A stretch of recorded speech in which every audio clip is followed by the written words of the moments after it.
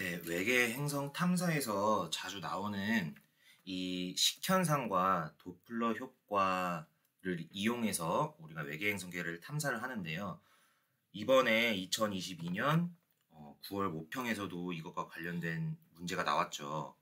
일단 이 식현상과 도플러 효과가 어떻게 나타나는지를 알아야 되는데, 이 식현상은 행성이 별을 가렸을 때,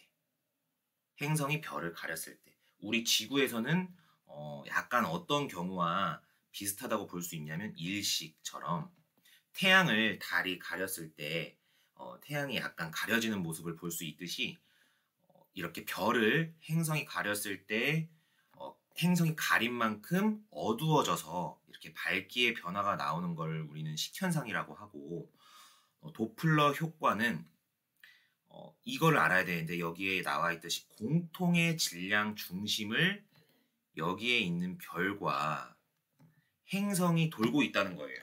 우리가 자칫하다가는 별은 중심에 가만히 있고, 별은 중심에 가만히 있으면서 그 주위를 행성이 빙글빙글 돈다고 생각할 수 있는데, 그것도 크게 틀린 말은 아닌데, 왜냐하면 태양을 예를 들어보면 태양과 지구가 있으면 거의 질량의 거의 100% 가까이를 태양이 다 가지고 있어요. 그래서 공통 질량 중심이 태양의 안에 있습니다. 공통 질량 중심이 태양의 안에 있기 때문에 이 공통 질량 중심을 돈다고 해도 별은 그다지 도는 것 같지 않아요. 하지만 이렇게 공통 질량의 중심을 빼놓고 그 공통 질량 중심을 별과 행성이 서로 뱅글뱅글 돈다고 해야 이런 문제를 풀 수가 있습니다. 네, 그러면 넘어가서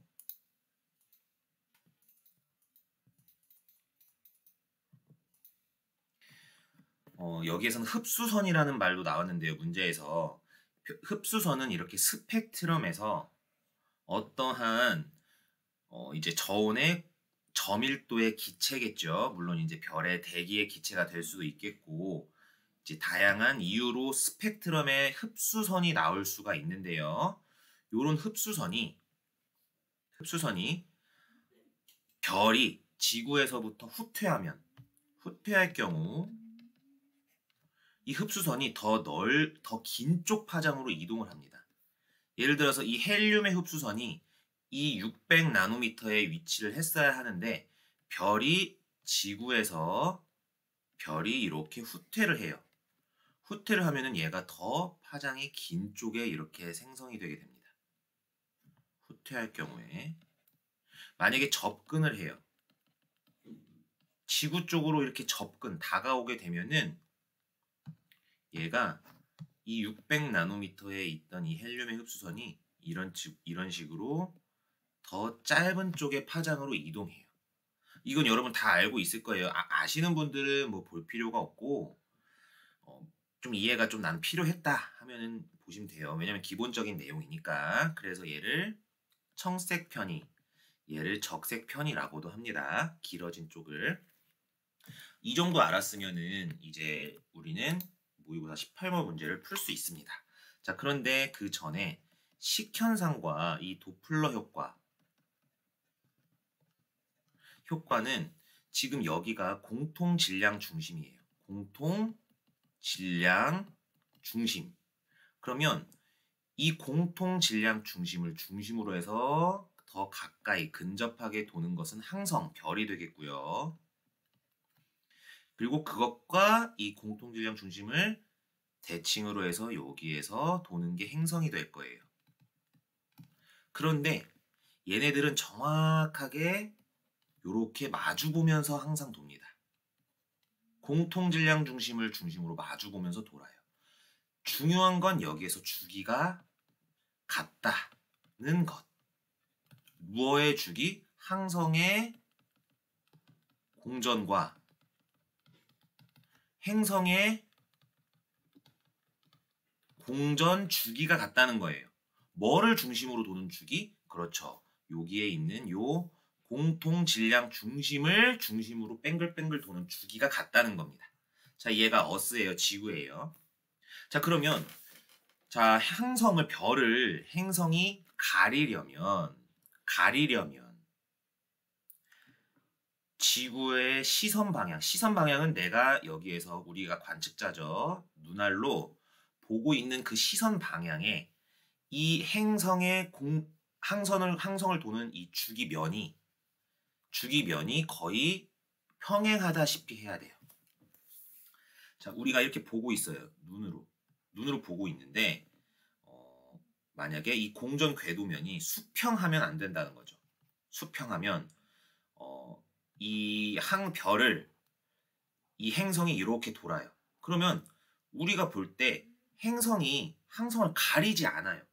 가릴 수 있는 조건이 돼야 된다. 그러려면 우리가 보는 시선 방향과 이 행성이 항성을 도는 이 공전 궤도면이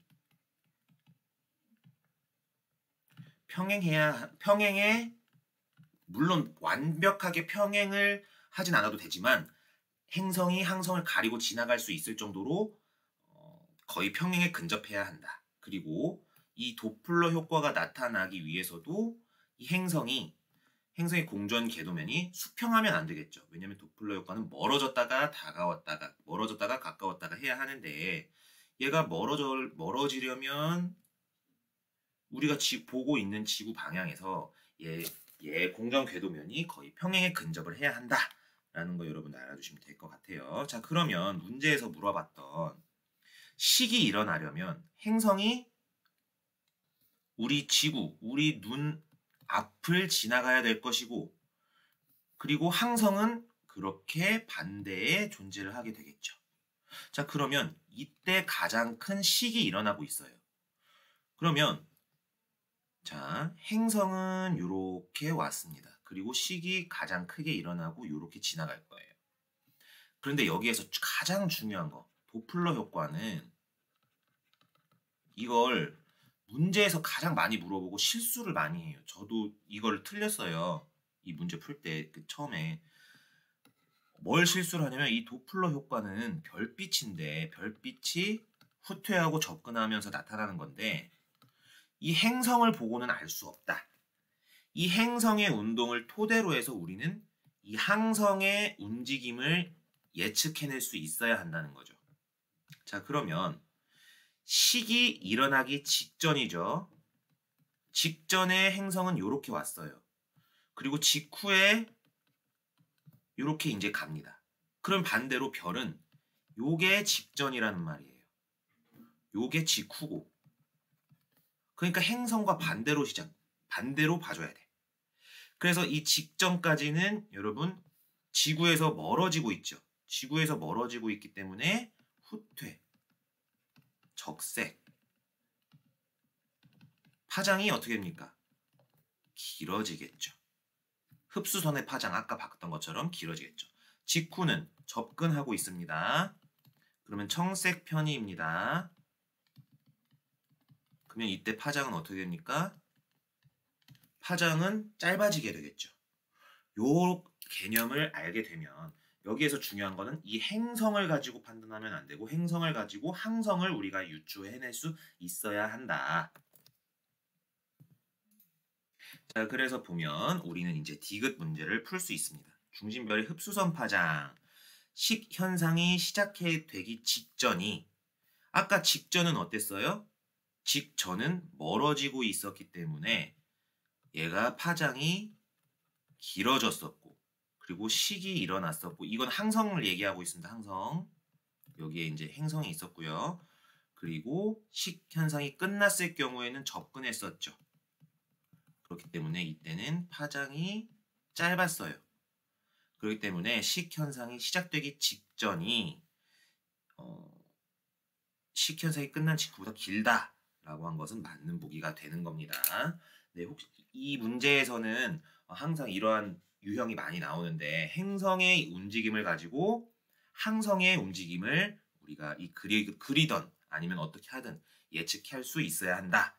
항상 공통 질량 중심으로 주기가 같은 공전 운동을 한다라는 걸 여러분들이 이해를 하면 비슷한 문제는 항상 틀리지 않고 맞힐 수 있는 사람이 될 수 있을 것 같아요. 네.